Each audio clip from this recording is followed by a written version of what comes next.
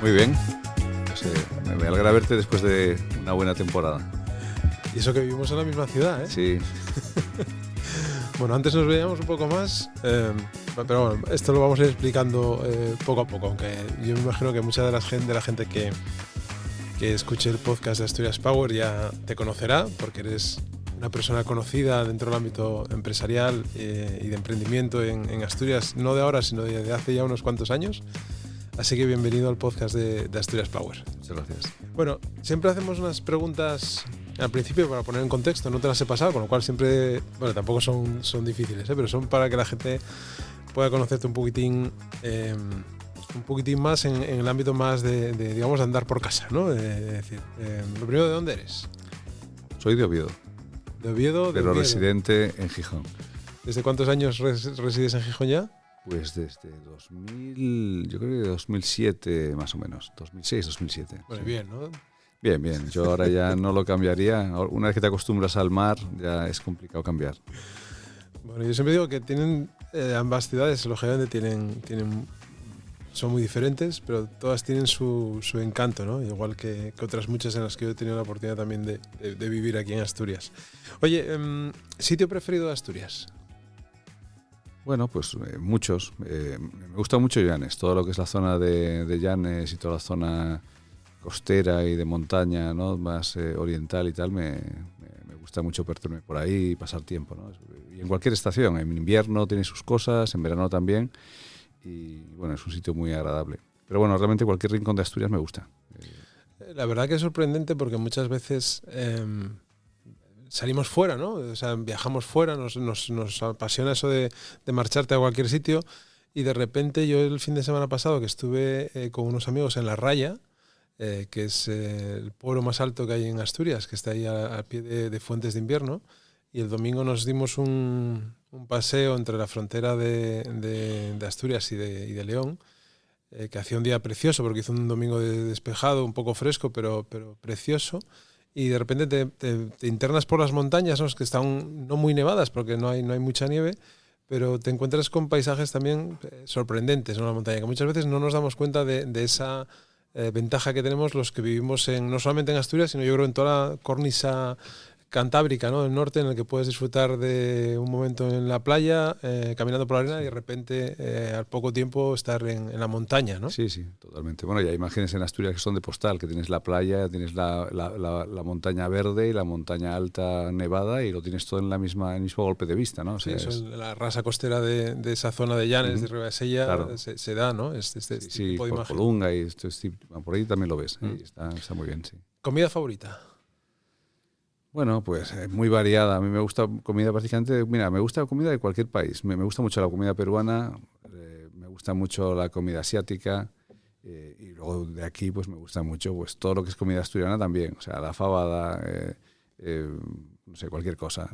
Cosas más típicas o menos habituales, tipo, yo qué sé, unas cebollas rellenas, cualquier cosa. O sea, me gusta cualquier cosa. Y los postres también, pues me gustan mucho los postres de aquí, ¿no? El arroz con leche, las casadillas, todo. O sea, realmente cuando era pequeño era más distinto, ¿no? Era más especial para comer y tal, pero ahora prácticamente me gusta todo, ¿no? Y además, como es una forma de apreciar la cultura también muy buena, pues prácticamente cualquier comida, cualquier tipo de cocina internacional, árabe también, o sea, me encanta toda.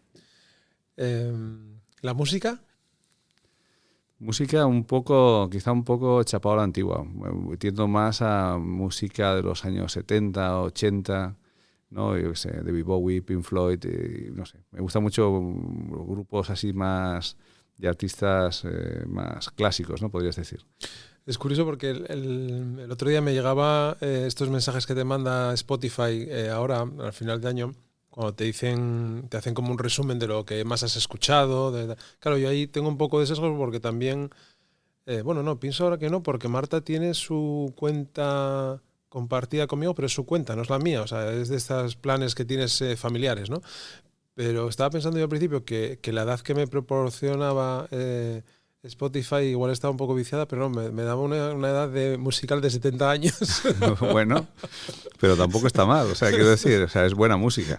No, Sí, por sí. supuesto, no, yo soy muy, escucho de todo, tengo momentos, lógicamente, pero escucho de todo tipo de música y sí, pero me llamó la atención porque después empezó a compartir un grupo de Telegram que tengo con gente del mundo de la creación de contenidos, precisamente, que son muy diversos, de gente de Madrid, de Barcelona, gente más joven que yo y gente más veterana que yo, y a alguno también le salía esa edad alta, ¿no? de gusto musical. Con lo cual... tengo que mirar. Es verdad que en Spotify ya se me mezclan más con grupos que escuchan los niños, claro, y tal, entonces ahí va a haber una mezcla, pero sí, no me extrañaría que salieran 70, 80 años fácil. Oye, ¿qué te gustaría conocer que no conozcas? Me gustaría poder conocer de verdad otras culturas, o sea, cambiar de aires y no hacer esto de una visita, ¿no? Conozco Egipto y tal, porque estaba ahí en un crucero de 2 semanas y tal, sino realmente tener la oportunidad de integrarte en una cultura diferente.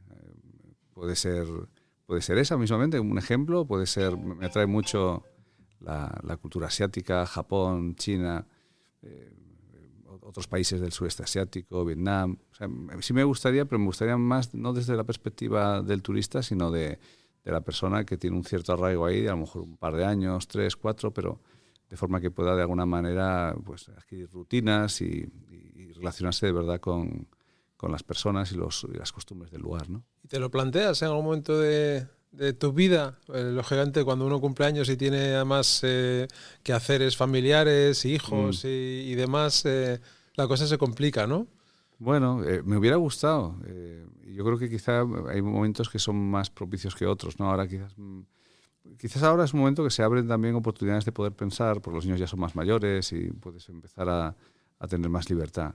Entonces, sí, es una opción. O sea, lo que te puedo decir es que no me cerraría. O sea, iré a donde me lleve pues las iniciativas que estoy ahora empujando y bueno, no me importaría. Sería una experiencia interesante y a lo mejor en esta época de mi vida es más factible que en otras. Y además con una visión más madura, ¿no? Es decir, más de experiencia, más cosas, seguramente que más madura seguro. Más madura, hacia allá vamos.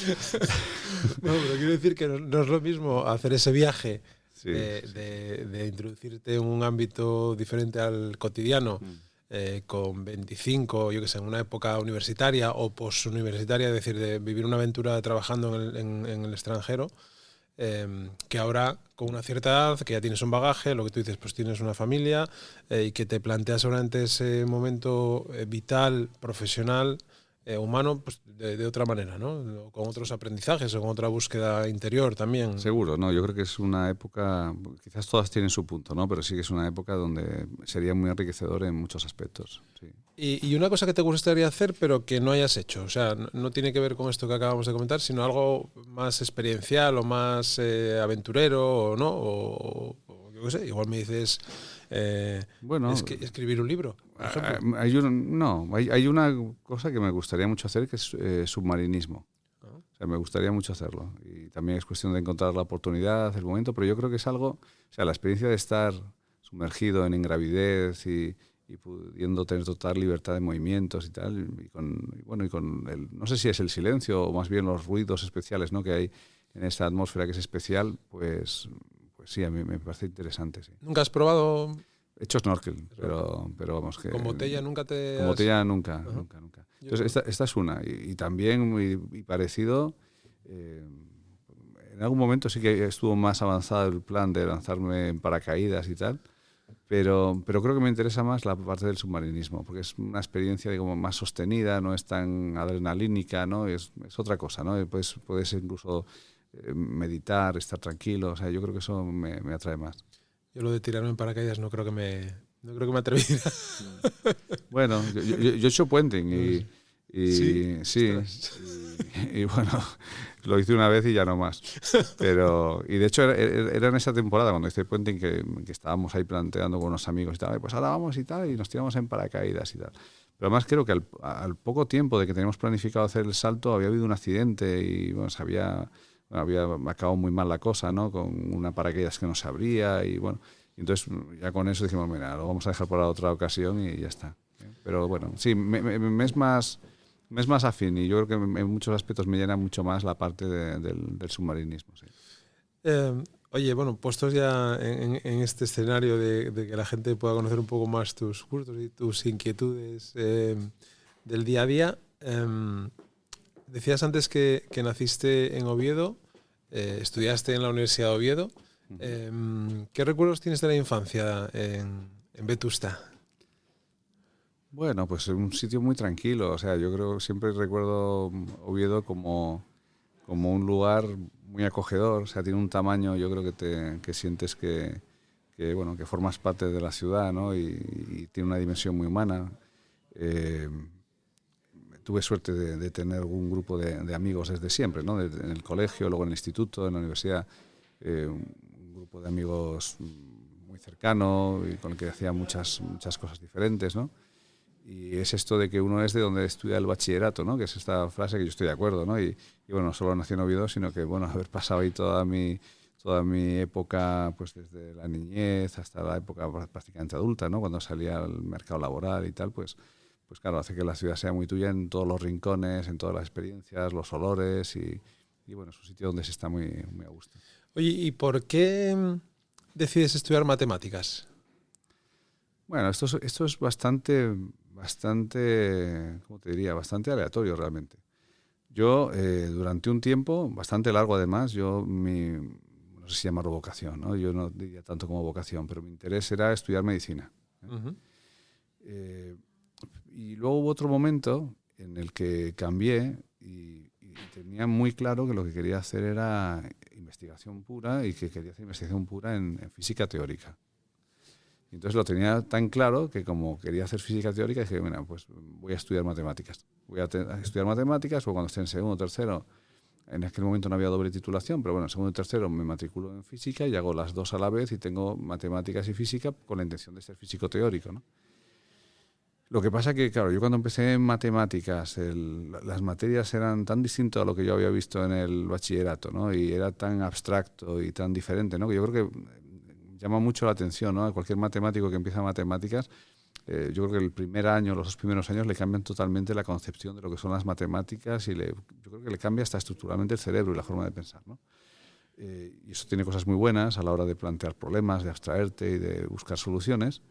Y luego tiene también otra que cuando tienes 19 años, 20 años es un poco peor, que es que no tienes nada de lo que hablar con tus amigos, porque así como tus colegas que están ahí estudiando Derecho o Economía y tal, pueden contar cosas que son cosas de la vida real, ¿no? Y pues claro, tú no te pones ahí a hablar de espacios de Banach o de variedades diferenciales o sea, es mucho más árido, mucho más abstracto. Luego tiene aplicación, pero cuando llegas a la aplicación es más adelante, ¿no?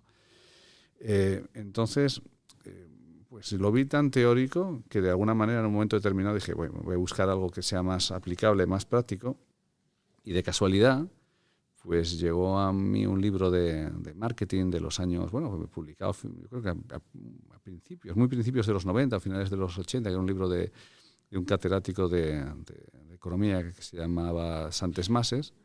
Y entonces me acuerdo todavía hoy que leí un párrafo diciendo algo así como que en el futuro la toma de decisiones en el ámbito de marketing iba a hacerse a través de algoritmos, iba a estar totalmente automatizada y que iba a tener un componente matemático muy, muy importante. Y entonces ahí, de leer eso, cambié mi foco. Yo había hecho, o estaba haciendo, mejor dicho, la especialización de lo que se llama matemática aplicada de computación, que es donde estaba también el vínculo con la parte de la física, ¿no? En esta parte de matemática aplicada.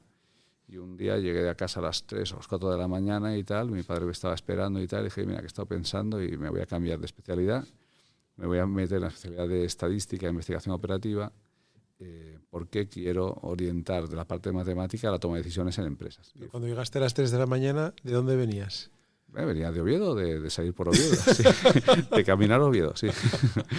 Y entonces, pues nada, dije, voy a hablar con el catedrático, voy a hablar con Pedro Gil, catedrático de estadística y un gran profesor, y nada, le voy a plantear esto, que querría hacer el cambio, a ver si me ayuda, porque estábamos en medio ya del curso, pero bueno, es que no sé, fue una revelación y tal, y bueno, y ahí hice el cambio, y a partir de ahí efectivamente dediqué todo lo que era la parte de la matemática al desarrollo de algoritmos, para la toma de decisiones, y ha sido toda mi carrera alrededor de ese concepto. ¿Y la vena emprendedora de José Luis, de dónde viene? Esa vena de querer hacer cosas propias, aunque tuviste también o has tenido experiencias al inicio de tu carrera trabajando en otros, digamos, en otras compañías, que ahora nos puedes contar, pero también esa vena de impulsar proyectos, de no tender, entre comillas, yo que te conozco un poco, de no tender a aburrirte en un proyecto concreto, sino de querer proponer nuevas cosas, de querer investigar también, de querer estar al tanto de lo que está pasando en el mercado, de proponer nuevas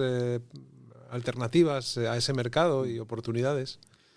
Yo creo que viene, o sea, no es tanto que venga de una tradición.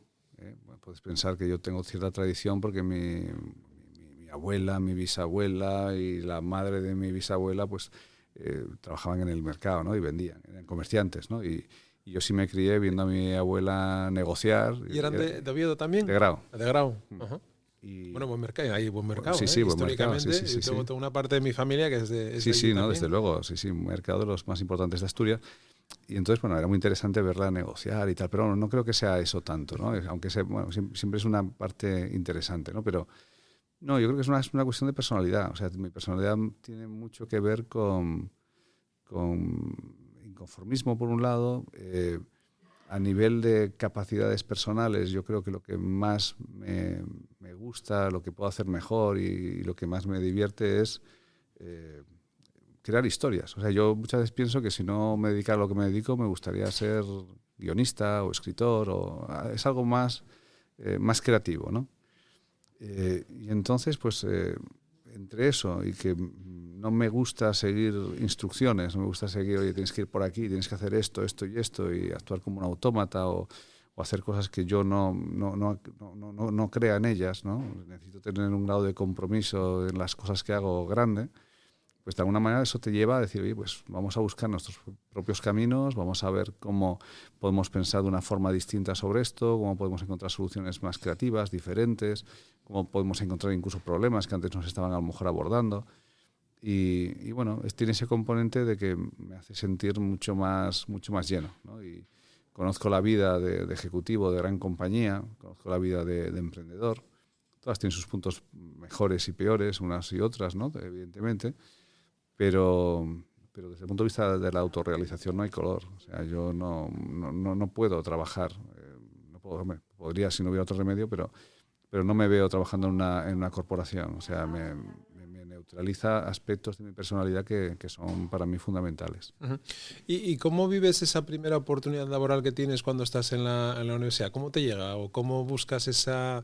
Porque no es lo mismo buscar ahora trabajo con todas las herramientas que hay, toda la accesibilidad o el acceso que haya a herramientas, incluso a profesionales que se dedican a esta parte de recruitment, a los que puedes entrarles, por decirlo de alguna manera, a través de LinkedIn, ¿no? Para postularte si hay una oferta. Antiguamente tenías que ir al periódico y a los domingos y buscar esas ofertas, bien fuese en ámbito nacional o en ámbito local, ¿no? ¿Cómo fue esa primera experiencia? Pues mira, esto estamos hablando probablemente del año entre el 95 y 96, probablemente 96. Y me acuerdo que fui a Cervantes, a la librería Cervantes, a comprar un libro. Esa librería siempre, para mí siempre es como... Esa y Ojanguren, eran dos librerías que son las míticas, ¿no? Míticas, Ojanguren ya no existe, acaba de reabrir ahora la librería, pero Cervantes sigue existiendo. Y sí, es un clásico. Es una mítica librería de 3 plantas, además, que yo me perdía en cada sección para comprar libros de todo tipo, además.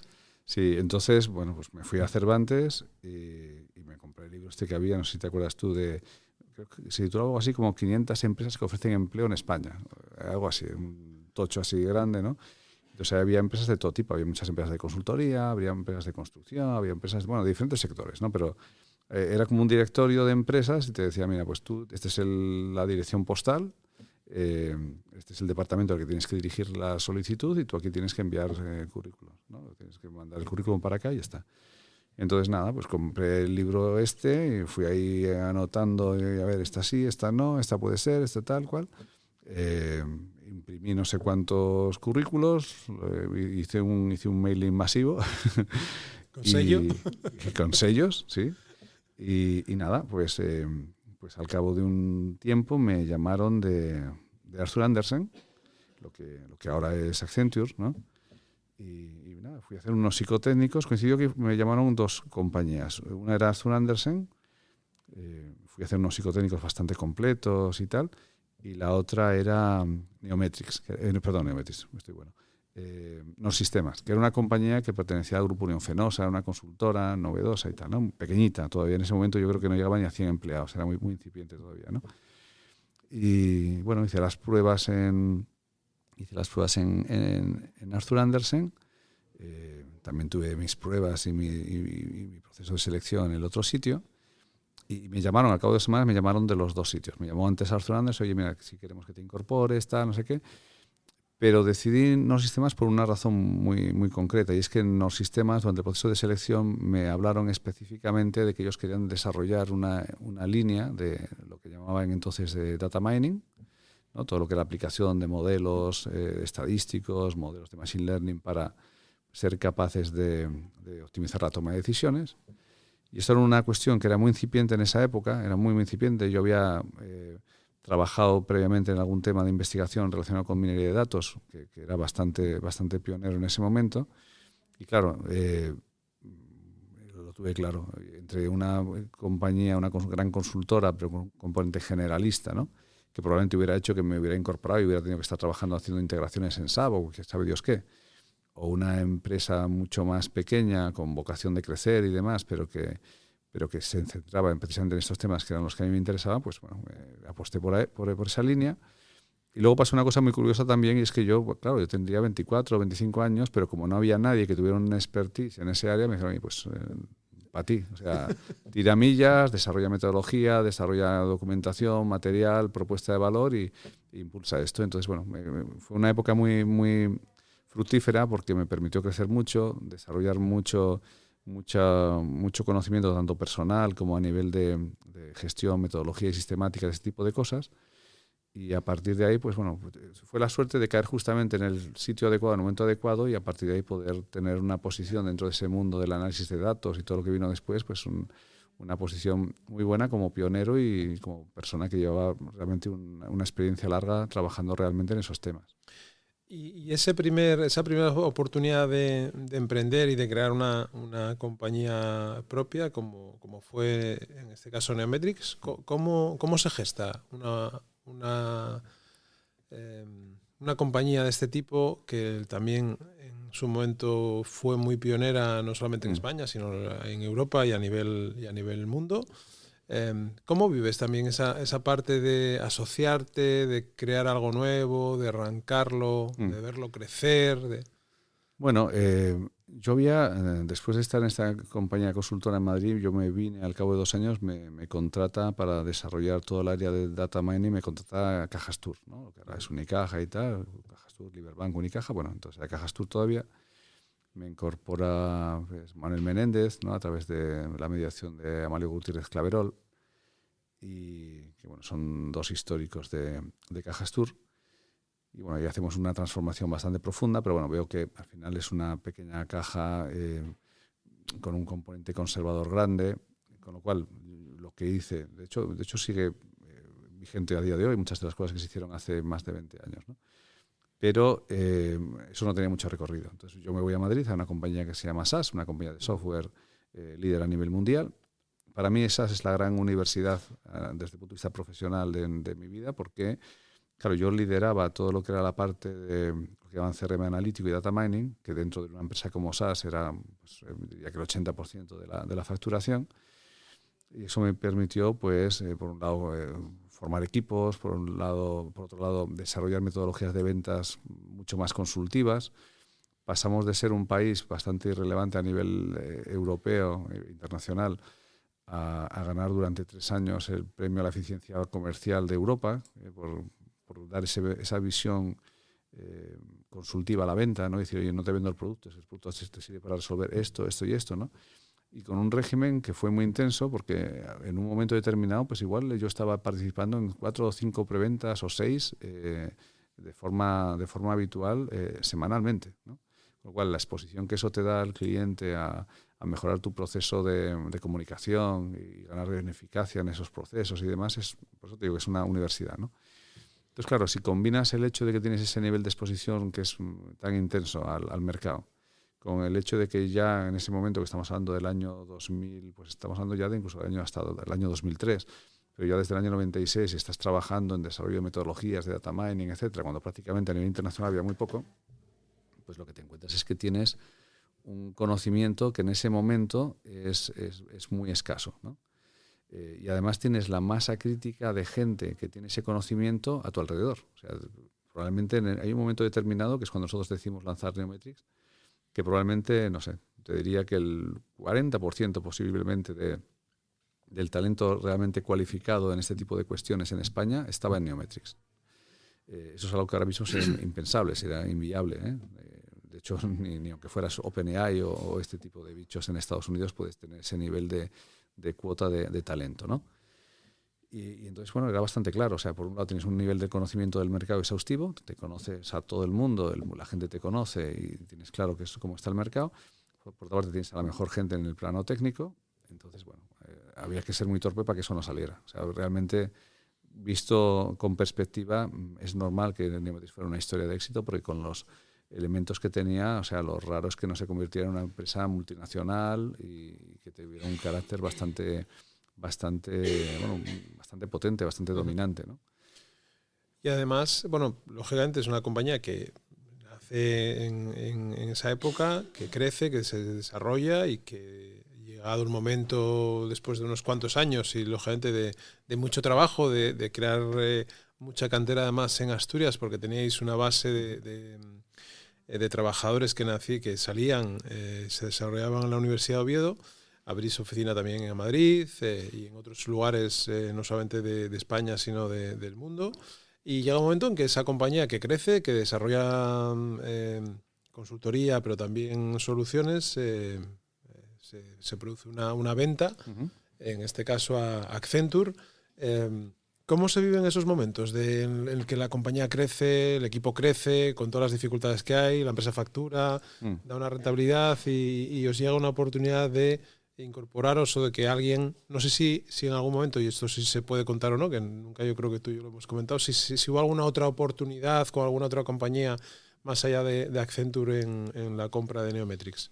Bueno, hubo empresas interesadas, lo que pasa es que realmente la oportunidad, o sea, la operación se hizo exclusivamente con Accenture, básicamente porque fue Accenture quien se dirigió a nosotros. Nosotros no estábamos en proceso de venta, ¿eh?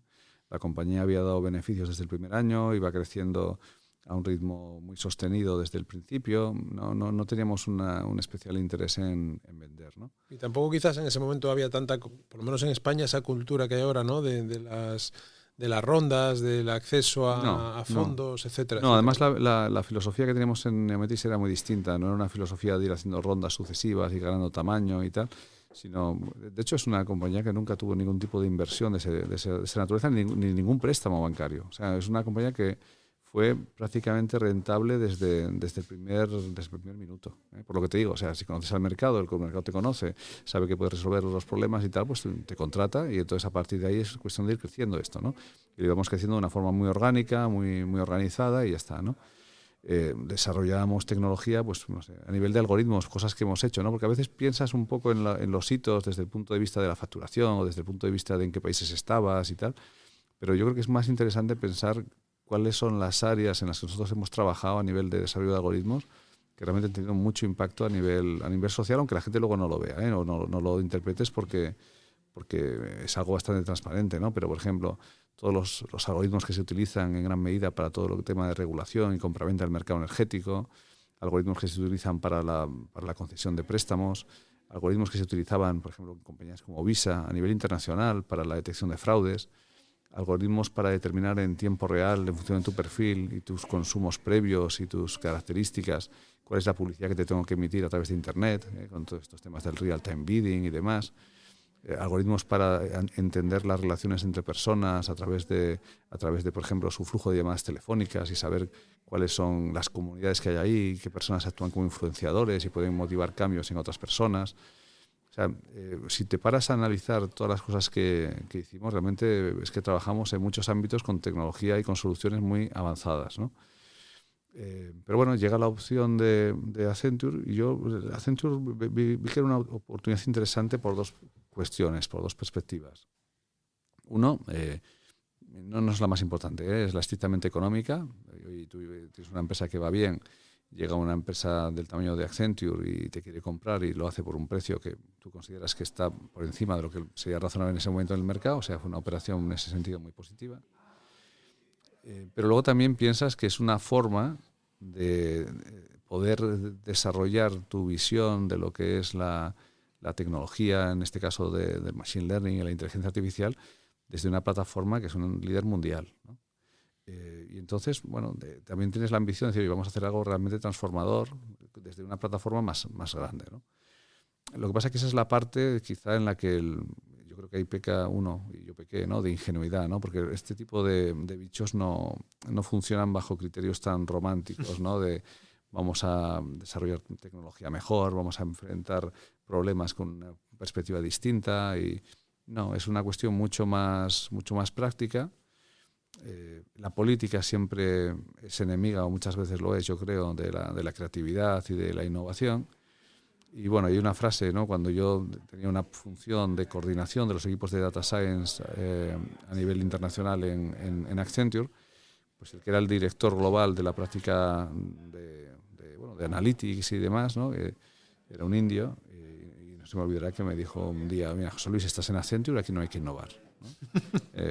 Un poco en el sentido, claro que Accenture innova, o sea, no voy a minusvalorarlo, y además creo que Accenture es una empresa con unas estructuras, unos procesos y unos profesionales espectaculares, O sea, yo me admiro mucho de las cosas, o sea, yo creo que hay que valorar las cosas buenas cuando las ves, y cuando tú ves una empresa de ese calibre hacer los cambios estratégicos que hace y con la agilidad que los hace y con la contundencia, ¿no? Y muchas veces con más velocidad y efecto, ¿no? que incluso empresas pequeñas, pues te das cuenta que estás ante una organización que es excelente. O sea, la organización es una obra maestra, ¿eh? Pero hablo desde la perspectiva personal de una persona creativa, ¿no? Entonces, desde esa perspectiva, digamos, pues sí, o sea, no es probablemente el mejor lugar para un creativo, ¿no? Por eso, cuando pasa un tiempo, me imagino que lo oportuno para que se firman estas operaciones de no competencia o de sales y vuelves a emprender, ¿no? Sales de la compañía. Sí, volví a emprender en un proyecto que yo buscaba, en ese caso, un proyecto que tuviera sentido, que pudiera ser un proyecto, lógicamente buscas que tenga éxito, evidentemente, si no, no lo haces, ¿no? Pero que también que fuera un proyecto que llegara a la gente, que fuera fácil de explicar, que fuera mucho más cotidiano, ¿no? Y fue un proyecto muy bonito que nos hizo acercar todo el mundo de los algoritmos al entretenimiento en televisión, tanto en televisión convencional como en las grandes plataformas tipo Amazon, tipo Netflix, etcétera. Con lo cual, de alguna manera, lo que queríamos era cambiar la experiencia de ver televisión y hacer que la propia inteligencia artificial, a través del reconocimiento de las imágenes, de los textos, de las palabras, hiciera que cualquier cosa que tú estuvieras viendo en un momento determinado al ver la tele fuera algo con lo que tú pudieras interactuar, pudieras tener información de qué es eso, ¿no? Quién es esa persona que está hablando, cuál es el personaje histórico al que está interpretando, cuando están hablando de esta batalla, qué es lo que sucedió en aquel momento, esa ropa que llevan, qué tipo de ropa es, o dónde la puedo comprar, si es ropa actual. Es hacer que lo que tú ves sea algo, en cierto modo, tangible, algo tocable, y bueno, con las ventajas que eso tiene a nivel económico para cualquier publisher, para cualquier plataforma, ¿no? Cualquier cadena de televisión o lo que fuera, en el sentido de que, claro, estás convirtiendo a un espectador en un usuario y estás convirtiendo a una persona que normalmente tiene un rol pasivo en alguien que tiene un rol activo, y que a través de ese rol activo te está dando información de qué quiere, qué prefiere, qué le gusta, con lo cual la posibilidad de monetizar eso es inmediata, a través de publicidad o a través de la propia venta de los elementos que se veían en pantalla, ¿no? ¿Y crees que llegasteis demasiado pronto con esa tecnología al mercado? Bueno, llegamos pronto, sí. O sea, evidentemente llegamos pronto porque aún a día de hoy, y ahora teniendo una tecnología mucho mejor para resolver ese problema, que cuando nosotros lo intentamos resolver era un problema de una complejidad brutal, ¿no? Y que aún así llegamos a resolver, que eso es bastante, es un hito. O sea, a nivel tecnológico, lo que se logró con este proyecto que se llamaba TouchWe inicialmente, fue un hito tecnológico. Es decir, que tú veas una pantalla de televisión o en tu propio móvil, te sincronices con lo que ves y empieces a tener información contextual de lo que está pasando. Hacer eso en el año 2015, 16, 17, ¿no? Que es cuando este proyecto estuvo vigente, Ahora mismo me parece milagroso. Si llegamos demasiado pronto, hombre, tan pronto como que todavía con la tecnología que tenemos ahora, que es mucho más apta para esto, no hay ninguna plataforma con ese nivel de funcionalidad, o sea, eso es bastante llamativo. Entonces no sé si la cuestión es llegar demasiado pronto o que estábamos disrumpiendo, o sea, haber una disrupción en un modelo de ganarse la vida, ¿no?, de grandes actores, ¿no?, internacionales, donde o tú eres un bicho muy grande, con unos bolsillos muy profundos y que tienes realmente capacidad para cambiar un paradigma, o si no, yo creo que es inviable, ¿no? Yo lo veo más por ahí. Y fíjate que a una hora y teniendo la tecnología, no hay una plataforma que haga exactamente esto, ¿no? Y que te permita comprar directamente lo que ves y que integre la experiencia de televisión con una experiencia tipo Internet. Bueno, lo veremos, seguro que sí, pero que no haya pasado y te da te da una pista de lo duro que era el proceso desde el punto de vista de mantener el status quo actual, que es el que da dinero a muchas empresas. Lógicamente, como dices, ese proyecto pues no alcanza los objetivos que se han impuesto por vosotros, por el equipo directivo, por los socios que teníais en esa nueva aventura. Y en vez de, digamos, matar ese proyecto, que es lo que se suele hacer cuando una compañía no acaba de alcanzar los hitos que se han propuesto o que le han propuesto, decidís, digamos, rebautizar la compañía a Dive y adentraros en otros ámbitos, siempre con una base inicial de Computer Vision, a otros ámbitos de áreas distintas áreas de negocios, sectores, para poder, digamos, monetizar más ampliamente o de otra manera digamos, esa tecnología que habíais ido desarrollando, ¿no? Como directivo, ¿cómo vive uno ese momento, ¿no? Porque al final tienes un éxito con una compañía, Sí. se produce una venta y después lógicamente te arrancas a volver a emprender y eso que tú querías hacer no acaba de salir, ¿no? Y eso, pues, mucha gente dice, bueno, un fracaso, ¿no? Esto es un fracaso. Sí. Y yo siempre digo, bueno, fracaso depende, porque tú lo acabas de decir. Lo que hicisteis a nivel tecnológico era un hito, pero no acabo de engranar con el momento y con esas circunstancias que tú tienes, que tiene que tener un producto para que penetre, sobre todo en un ámbito más mainstream en el mundo. Pero como directivo y como emprendedor, ¿cómo uno vive esas situaciones que no son tan agradables? Bueno, pues es una experiencia muy dura porque nosotros en el caso de TouchBit tenemos oficinas en Nueva York, en Alemania, estábamos también en España. En los tres mercados había conversaciones muy avanzadas con actores muy, muy importantes, solamente por citar algunos, ¿no? Pero en Estados Unidos con AT&T, en España con Movistar, en el caso de Alemania con ProSieben, que es una de las principales cadenas de televisión.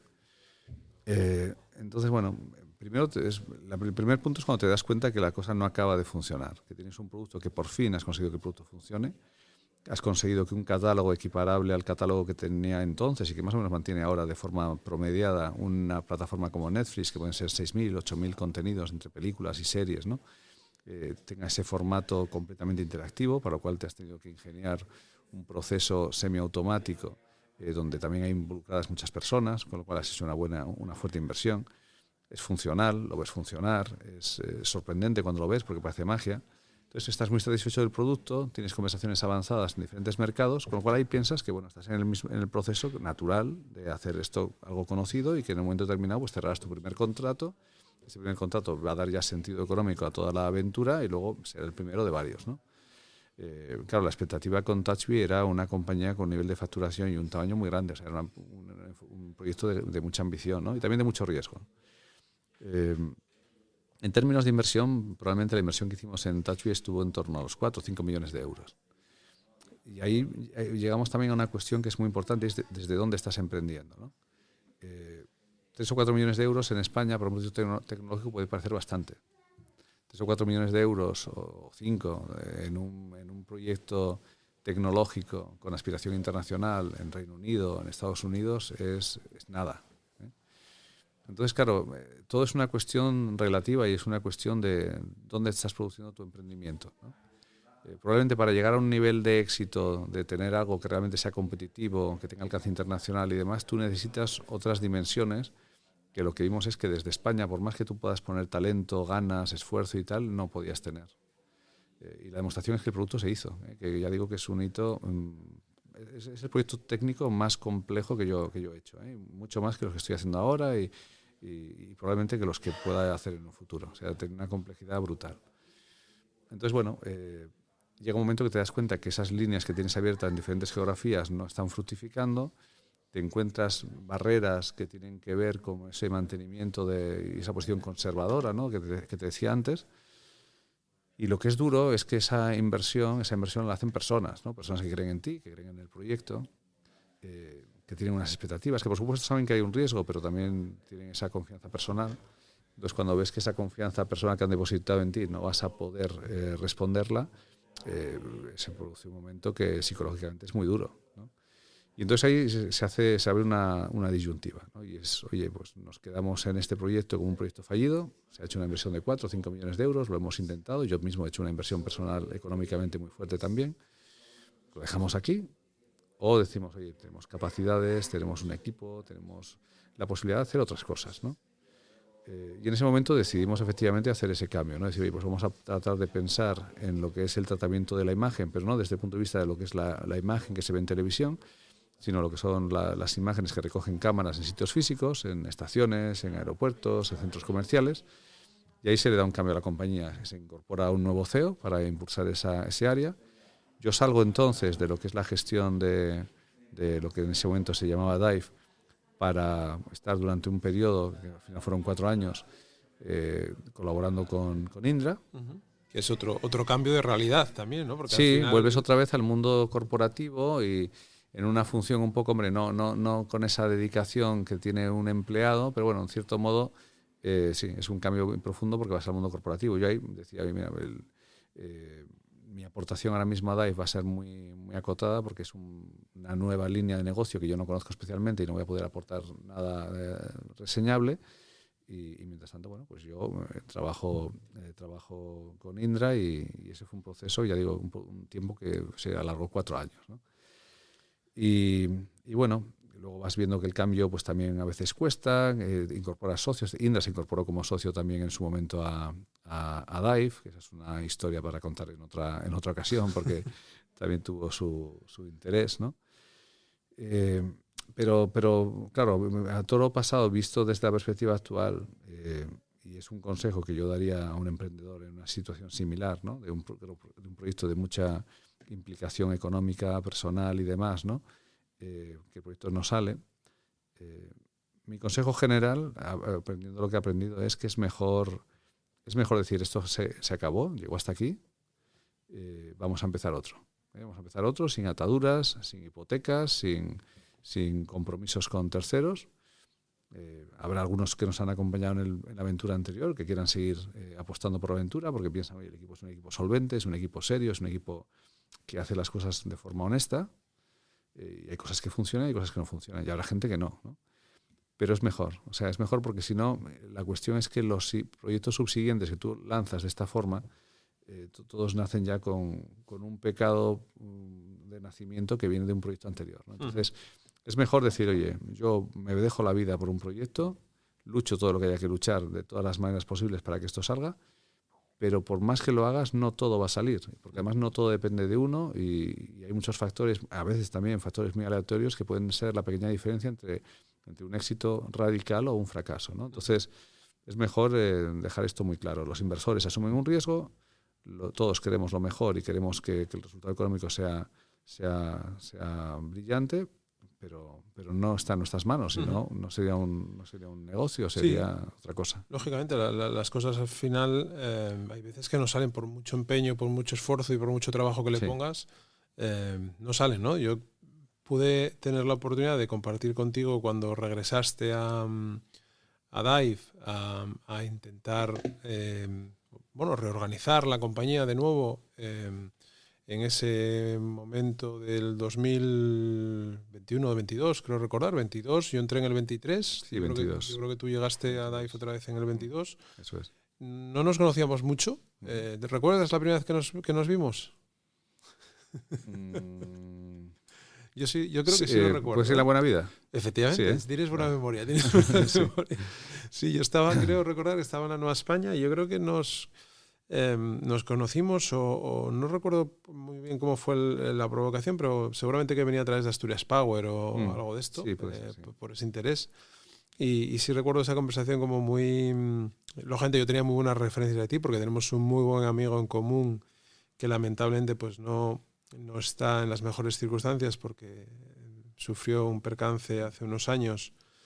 Bernie, que jugó conmigo en el Oviedo, en las categorías inferiores del Oviedo, y que fue empleado, yo creo que debió ser de los primeros empleados no socio de Neometrix, Sí, ¿no? Bernardo fue durante unos años el director de lo que era la Software Factory, que la teníamos aquí en Asturias, en el Parque Tecnológico, de hecho, donde está todavía ahora Accenture. ¿No? Sí. Bernie, además, una persona con una fortaleza física tremenda, con una brillantez de cabeza, porque era un tío súper brillante. Yo me acuerdo de jugar, no podía jugar con él a las cartas porque sabía la mano que tenía todo el mundo, que llegaba al final y él había memorizado todas las cartas que habían salido.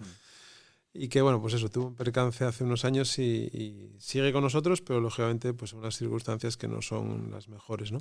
Entonces, nos conocimos ahí, yo estaba en la Nueva España trabajando, como decía, y a partir de ahí, pues bueno, mantuvimos una relación, pero tampoco muy, muy continuada, ¿no? Y sí recuerdo que una vez, pues José Luis me llama y me dice que que en qué situación profesional estaba en ese momento y que si me gustaría incorporarme a Dive para trabajar la parte de marca, de comunicación, de contenido, para dar visibilidad a los proyectos que se estaban haciendo y ahí entré en otoño del 2023 y estuve hasta este verano del 2025 y que tú también en ese periodo, pues bueno, se han provocado o sucedido distintas circunstancias que tú tomaste también la decisión de apartarte, de salir de la compañía, en este caso de Dive, y volver a emprender, ¿no? Sí, porque Dive era una empresa de producto, o sea, Dive, que es esa evolución de TouchBit, de la solución de la plataforma para televisión, pasa a ser una empresa de producto orientada a temas de computer vision, para temas de seguridad, control de comportamientos, etcétera. Y cuando yo me reincorporo, lo que hay que hacer es una reestructuración a fondo de la compañía, y en esa reestructuración a fondo, también porque coincidía con los intereses de alguno de los inversores, ¿no? De los inversores principales en ese momento de Dive, pues es darle un enfoque más de consultoría, ¿no? Vamos a crear una consultora súper especializada en inteligencia artificial y bueno, y ese cambio se hizo. Y de hecho el equipo gestor actual está haciendo ese cambio, la empresa sigue funcionando, es una empresa que ha llegado a la rentabilidad y tal. Pero claro, ¿qué ocurre? Que ya es una empresa consultora. Quiero decir, el viaje, ¿no?, que empieza en Neometrix, que es una empresa consultora especializada en Machine Learning en ese momento, ¿no? Luego la venta a Accenture, luego todo el emprendimiento, el tiempo en Indra, para luego volver a tomar los mandos de Dive y que se convierta en una consultora. Claro, ese viaje a mí no me interesaba demasiado. Entonces, en cuanto se hizo esa reconversión de Dive, yo ahí sí doy un paso al lado, sigo como, bueno, de hecho soy vicepresidente de Dive, soy miembro del consejo y soy accionista de Dive, pero no estoy en el día a día de Dive. Entonces, efectivamente, ahí hay un proceso de reflexión donde digo, oye, vamos a poner esto en orden, vamos a ver qué es lo que yo quiero hacer. Yo no quiero trabajar para una corporación, yo no quiero trabajar en consultoría, yo quiero hacer lo que me gusta, que es crear nuevos productos, nuevas empresas. Y es ahí donde se llega a Hallyu, ¿no?, que es el concepto de lo que se llama Venture Studio, hay gente que lo llama Venture Builder. Bueno, el nombre me da un poco lo mismo, pero básicamente la idea es tener un grupo de gente muy senior, con experiencia tecnológica importante, habiendo desarrollado productos, con experiencia en gestión de proyectos de emprendimiento, de tal manera que lo que hacemos básicamente es ver qué está pasando en el mundo, identificar ideas que merezcan la pena. Cuando esa idea merece la pena, la testamos a través de un prototipado rápido. Si el prototipo tiene éxito, pues hacemos un producto mínimo viable o se desarrolla ya un producto más elaborado y eso se lleva al mercado, ¿no? Claro, ¿qué tiene este tipo de planteamientos? Que es una especie de proceso sistemático de innovación, con lo cual encaja perfectamente con lo que a mí me gusta, que es crear nuevos productos, nuevas formas de abordar los problemas, pero además lo vamos a hacer de forma sistemática, con gente muy experimentada, con lo cual puedes aprender mucho, ¿no? Que es un punto también muy interesante en este tipo de aventuras. ¿Qué decisiones has tomado en el arranque de Halio y en la conformación de este proyecto? ¿Qué has aprendido de todo este viaje que has hecho en los últimos años, bueno, los últimos no, en tu vida profesional, en todas las vivencias, aciertos, errores que todos tenemos? ¿Qué has intentado aplicar a Halio ahora y al primer producto que acabáis de sacar al mercado, que es Deep Mimic?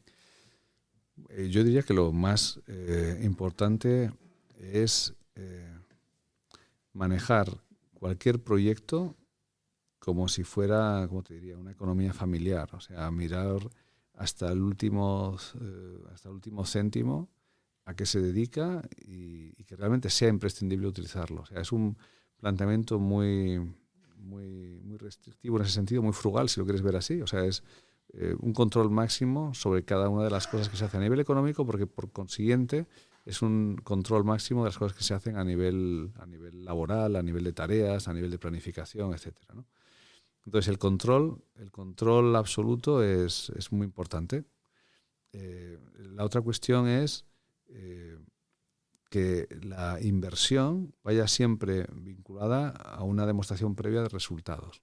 No es me lanzo y hago una inversión de 5 millones de euros a ver qué pasa, ¿no? Que fue lo que pasó un poco en TouchBee. Insisto, probablemente hay mercados donde eso tiene sentido. Aquí no. Entonces, la cuestión es plantearlo en unos términos muy concretos de demostración de funcionalidad, de demostración de tracción, y a partir de ahí, por supuesto, con máxima ambición, incorporando equipos, reforzando, buscando expansión internacional, pero vamos en un modelo muy acotado, que se parece mucho más, de hecho, al que teníamos originariamente en Neometrix, ¿no? Que era pues eso, un control absoluto de todo, muy austero, y de la austeridad nace de alguna forma la eficiencia, ¿no? Entonces ese es un poco el punto. Entre otras cosas porque no, o sea, también una cuestión muy importante es minimizar el riesgo, ¿vale? Yo quiero minimizar las posibilidades de riesgo. Cuando en una de estas operaciones que hagamos, con un riesgo minimizado, tengamos un éxito, ese éxito va a cubrir pues, muchos de los otros no éxitos que pueda haber, ¿no? Uh-huh. Y esa es un poco, yo diría, la principal cuestión, ¿no? Y luego hay otro factor que es el humano. O sea, en el factor humano, en otros momentos yo he podido ser más transigente con las formas de trabajar, con la personalidad de la gente, admitiendo ciertos divismos y ciertos comportamientos que ahora ya no admito. O sea, directamente cortas primero, ¿no?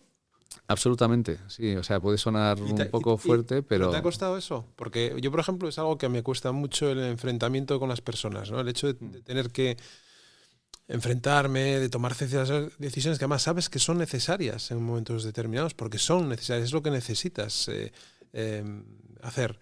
Pero bueno, como hay que entrar en un confrontamiento y no es agradable, pues yo ahí a veces agacho la cabeza es complicado siempre, y además es algo que te lleva pues a huir de enfrentar las cuestiones, y al final eso implica tiempo, implica ineficiencia, y vuelve otra vez a poder convertirse en un problema, ¿no? Para todos.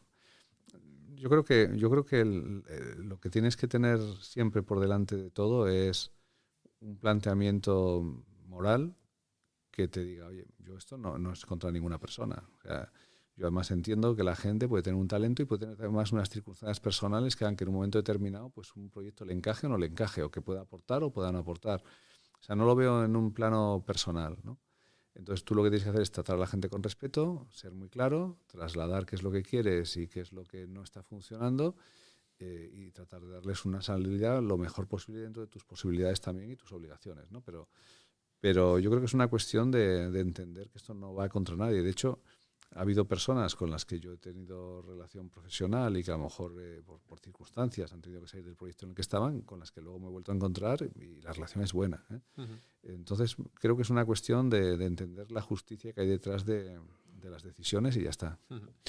Y háblanos un poco sobre este proyecto primero, que seguramente que ya estáis trabajando en otros, evaluando, como tú decías, para hacer esa prototipación rápida y ver si tiene sentido o no, profundizar más en ellos. Pero en el caso de esta primera iniciativa que además sé que estás muy ilusionado con ella porque además está funcionando bien y la habéis desarrollado en un tiempo bastante corto, ¿no? Para lo que es un producto de estas características.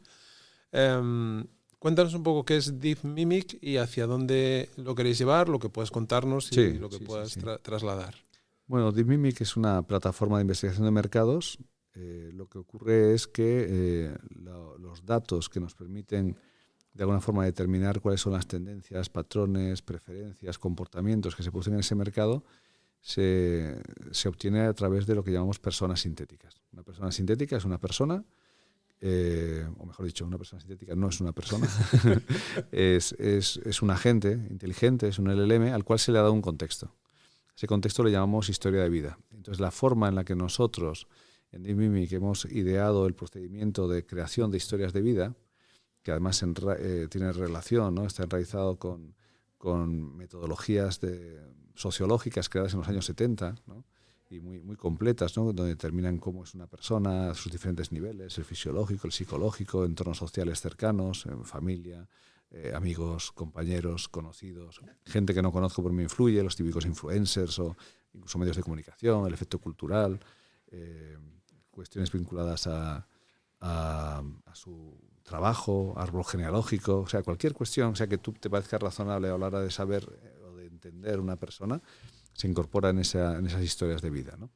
Y ese es un procedimiento, es una metodología propietaria, muy confidencial, es parte clara del secreto de Deep Mimic, que permite crear pues unos agentes que, tomando como referencia esa historia de vida, esa memoria, pues nos dan respuestas que son muy interesantes. Y son muy interesantes porque son muy humanas y porque ponen a la persona cuando responden en situaciones que son situaciones muy cotidianas y muy humanas, ¿no? Entonces, esto lo hemos probado para diferentes casos, lo hemos probado en sectores como, yo que sé, desde la cosmética, el gran consumo, el retail, empresas de seguros, prácticamente en todos los sectores de actividad y con muy buenos resultados en todos ellos. ¿Buenos resultados qué significa? Significa que podemos entender esas dinámicas de un mercado y saber qué es lo que quieren los clientes con un nivel de fidelidad muy alto, y la fidelidad la conocemos porque hemos hecho pruebas en las que contrastamos nuestros estudios de mercado con estudios de mercado que previamente habían sido hechos por agencias, con personas y con modelos y metodologías convencionales, ¿no?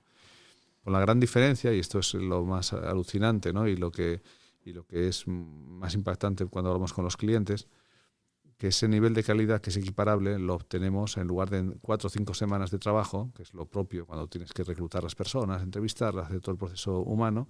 En lugar de esas 4 o 5 semanas lo hacemos en 1 hora. Y eso, claro, cambia radicalmente la forma en la que las organizaciones captan señales del entorno. Claro, la inteligencia artificial, que ahora mismo está en todos los lados, y por extensión todo lo que es la tecnología de la información, el gran cambio que ha supuesto a nivel no solamente de empresa, sino a nivel sociológico, es el incremento radical de la velocidad. O sea, todo pasa mucho más rápido. Las tendencias sociales son mucho más rápidas, los procesos de decisión de los clientes son mucho más rápidos, la ventana de atención de las personas es mucho más corta, son 2 o 3 segundos en TikTok o en Instagram, etcétera. Entonces, claro, cuando tú estás en un entorno que viene marcado por la velocidad, tu inteligencia tiene que ser veloz. Y la inteligencia parte de la captación de las señales, de la interpretación, de la toma de decisiones.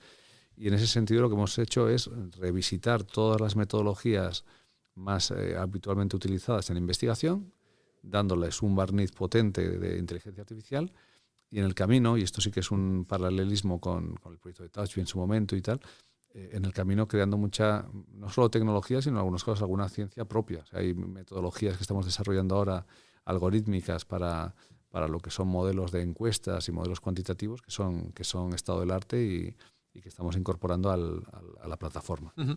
Y para que tengamos una idea, de decir, a la hora de conformar esa manera de acercaros a los proyectos desde la eficiencia, por decirlo de alguna manera, desde el conformar equipos acotados, de vigilar hacia dónde van los dineros, en qué se invierte, en qué no. ¿Cómo se gestiona una estructura como la de Hallyu y en este caso para crear un proyecto como Deep Mimic? ¿Quién participa? ¿Cómo estructuráis los trabajos? Porque además es algo que se está haciendo desde aquí, o sea, desde Asturias, aunque lógicamente después podáis tener colaboradores en otras partes, o incluso inversores en el futuro, etcétera, etcétera, pero lo importante de todo esto es que tú has decidido que querías seguir viviendo en Gijón con tu familia, disfrutando del mar y de la montaña y de los paseos por ahí, allí donde tú quieras hacer. ¿Cómo conformas toda esta estructura para que cumpla con tus expectativas y las de la gente que te acompaña? Bueno, a ver, hay varias cuestiones. El por qué se puede hacer desde Asturias, yo te diría que porque esto va de pensar y va también probablemente de tener una cierta masa crítica de buenos pensadores y buenos ejecutores, pero que no necesariamente tienen que estar todos en el mismo sitio. O sea, el hecho de que nos podamos deslocalizar es una ventaja importante, ¿no?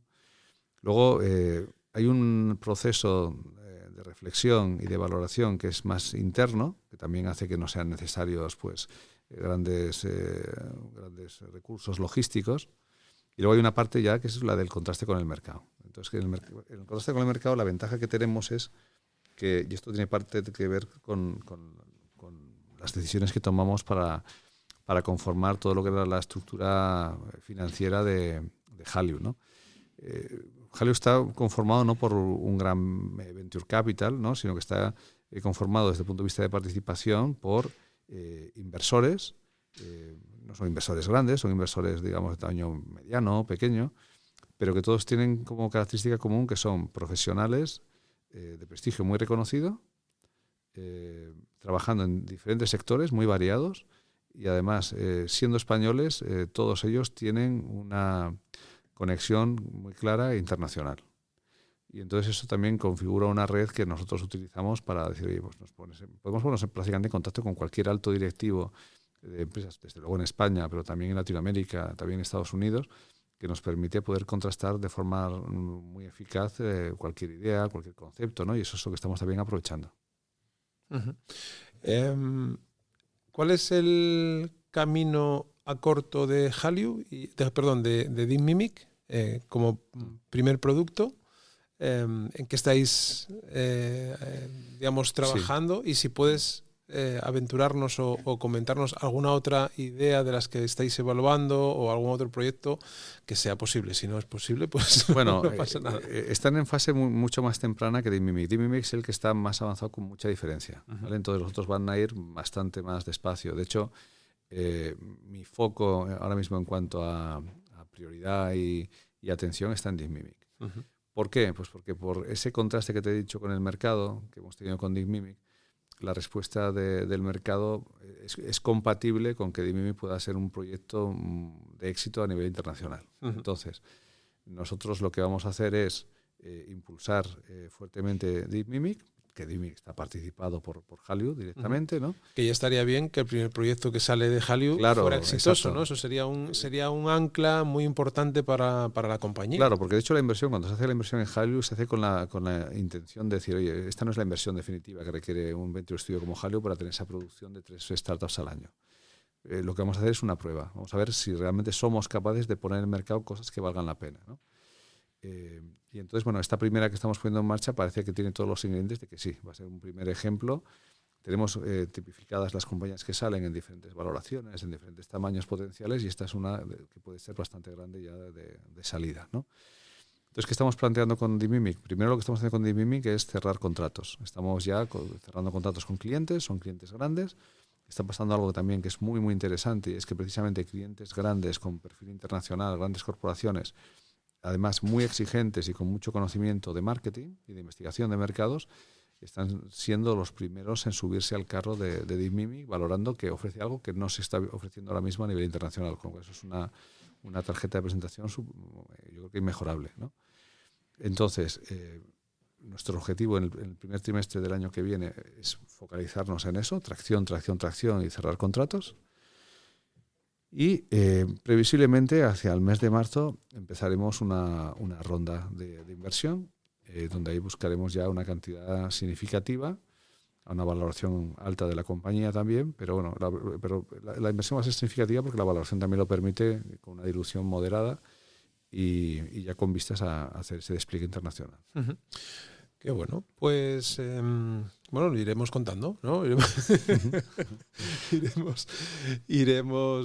viendo qué pasa. Yo, lógicamente, he tenido la suerte de vivir estos momentos por la cercanía que he tenido con José Luis en los últimos años, cosa que está muy bien porque, lógicamente, aprendes mucho también de la forma de ser, en este caso tuya, de transparencia, de generosidad. No sé, yo te definiría, serían dos cosas que diría de ti. Y lógicamente, pues lo que te gustaría o lo que me gustaría a mí en lo personal, pero también a nivel general, es que un proyecto como Hallyu y con este primer producto como Deep Mimic, pues que joder, pudiera ser un caso de éxito, como tú dices, a nivel no solamente local, nacional, sino que esa posibilidad de atacar un mercado internacional, como estás diciendo, pues sería fantástico porque eso sería beneficio para todos, para los inversores, para la compañía, para ti, pero también para generar puestos de trabajo en Asturias y tener esa posibilidad, ¿no?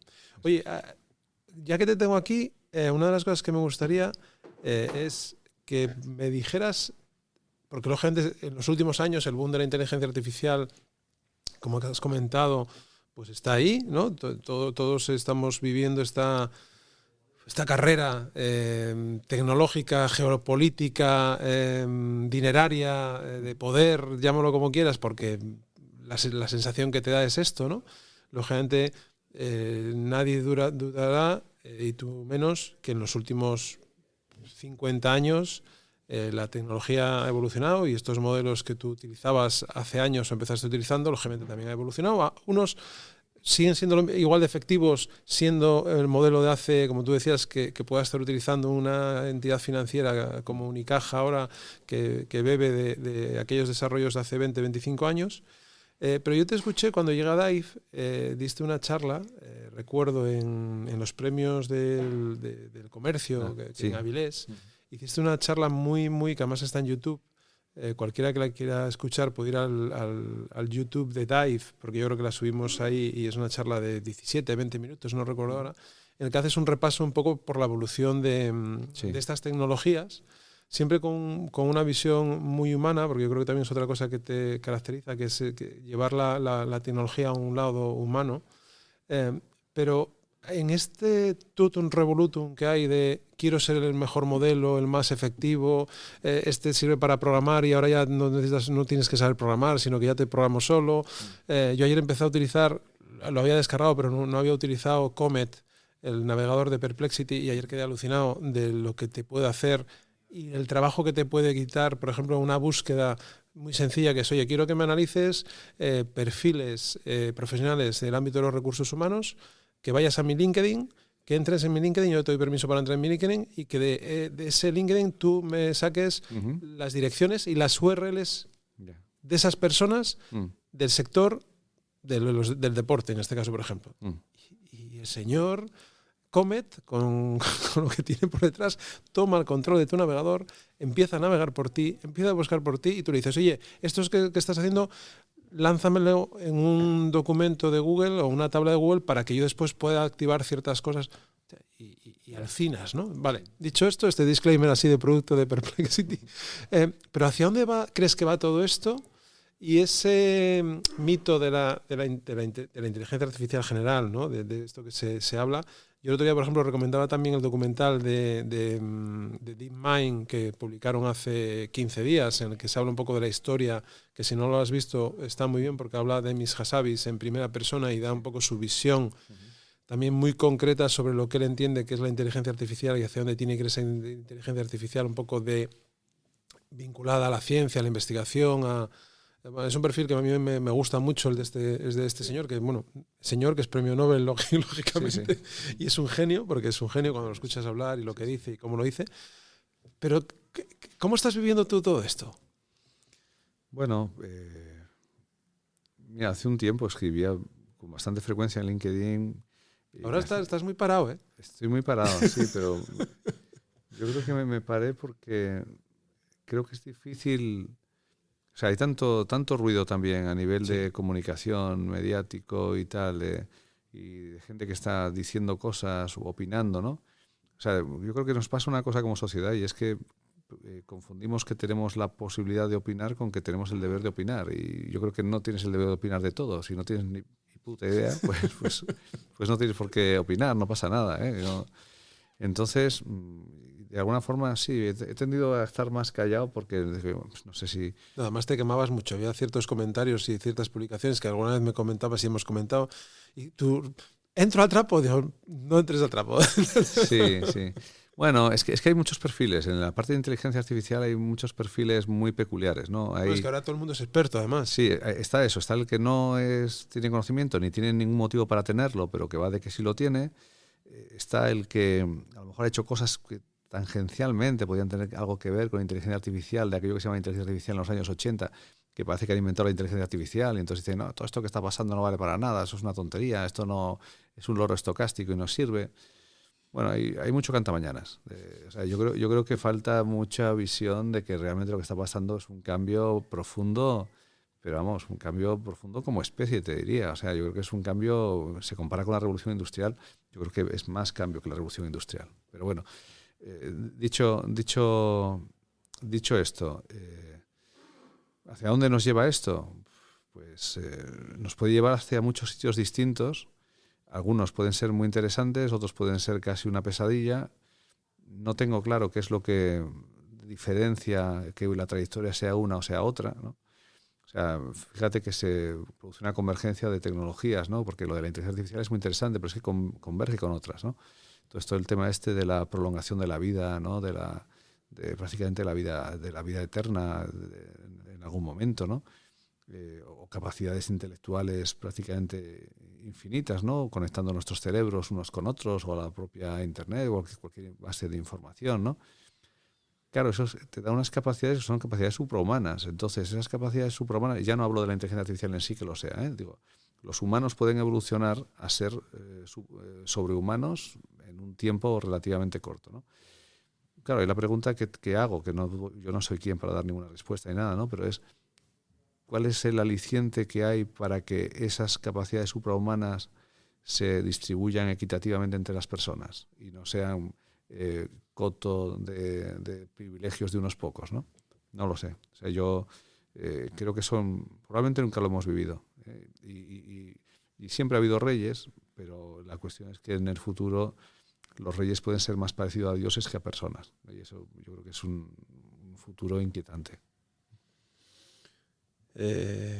Pues sí que lo es, sí. Yo la verdad que tampoco tengo ni el conocimiento necesario, ni yo creo ni la capacidad para interpretarlo. Yo creo que nadie lo tiene, ¿eh? No, lógicamente. Es decir, al final, esta guerra que hay, lógicamente económica, política, bueno, lo que ya lo he mencionado antes, pues está ahí. Y opino como tú, que nadie creo que sepa la gente puede tenerlo, o aquellos que son verdaderamente expertos y que llevan mucho tiempo investigando y que están en el meollo, ¿no?, de lo que está ocurriendo ahora mismo a nivel de esos algoritmos, ¿no?, de esas capacidades que te pueden ayudar. Demis, ¿sabes? Lo dice en su documental, ¿no?, con el tema de AlphaFold y cómo fueron descubriendo a medida que iban trabajando las cosas que iban ocurriendo con esos modelos y lo que les ayudaba a resolver, ¿no? Pero la gente, aunque él habla también de esta tendencia de que eso que pensábamos que iba a ser complicado que llegara, pues que igual puede llegar, aunque lógicamente esa definición de lo que es una inteligencia artificial general o que se entiende por algo que nos ayuda a pensar también, yo creo que es muy complejo filosóficamente y también técnicamente. Pero bueno, yo creo que, como me decía ayer un buen amigo que es Borja Rubí, me dice, yo me lo estoy pasando de puta madre. Y Borja tiene una tienda, tiene una marca de ropa que ha creado él, saludos desde aquí, Borja, que ha creado él, como dice, con mucho valor, porque él venía del mundo de la banca de inversión y tomó una decisión que fue dejarlo todo y crear algo vinculado con su pasión, que es el deporte, la bici, y el retail, ¿no? Y ahí está, y hablamos mucho, ¿no? Y nos contamos nuestras peripecias, porque yo, como también sabes, estoy emprendiendo un proyecto nuevo. Me ha dado pena dejar la tecnología como la estaba viviendo, porque desde Dive estábamos viviendo ese momento, y yo creo el estar en el día a día con el equipo técnico, viendo lo que están aplicando, cómo lo están aplicando, hablando con los clientes, bueno, pues te hace vivir ese momento de manera también muy intensa. Y ahora que estoy yendo hacia algo mucho más humano, o sea, mucho más próximo, que es ayudar a deportistas a encontrar un hueco en el mercado laboral, a deportistas profesionales que tienen dificultades para encontrar su primer trabajo o incluso para tener una carrera un poco en paralela a esa dedicación deportiva que tienen. Sí creo que la tecnología va a volver en algún momento digamos, a mi día a día, porque me gustaría aplicar tecnología a este proceso que estoy viviendo. Ahora desde un punto de vista como mucho más beta, como mucho más plano, mucho más humano, de tener la relación con las personas, en este caso con los deportistas o con los responsables de recursos humanos de muchas compañías con las que estoy hablando, para darme a conocer, porque es un ámbito en el que, gente, yo no tengo experiencia ni recorrido, pero bueno, creo que cuando hablas de personas y de ayudar a una persona en cualquier ámbito de la vida, yo creo que eso es muy, muy, muy de sensación, ¿no? Otra cosa que quieras escalar eso a un nivel empresarial, porque yo al final tienes que vivir, tienes que facturar, como José Luis, pero estoy pasándomelo muy bien en ese sentido, y seguramente que la tecnología acabe llegando para ayudarme a resolver ciertas casuísticas con las que me estoy encontrando, y que si quiero escalar eso de una manera efectiva, lo podamos hacer, ¿no? Seguramente que ahí en algún momento también me podrás ayudar, no tengo ninguna duda que así va a ser. Así que, José Luis, no sé, muchísimas gracias. 1 hora y cuarto llevamos hablando. Yo creo que podríamos hablar mucho más, porque hay, sobre todo en este tema de la inteligencia artificial y lo que estamos viendo a nivel ético, a nivel de protección de datos, bueno, todo este tipo de cosas que también te preocupan y estuviste muy involucrado en ellas no hace mucho. Pues bueno, hay mucho que hablar, y seguramente que tendremos nuevas oportunidades de hacerlo. Así que muchas gracias por tu tiempo, y como siempre digo, nos vemos en el camino. Muy bien, lo mismo. Muchas gracias por la invitación, Luisma. Un placer, ¿eh? A ti. Gracias.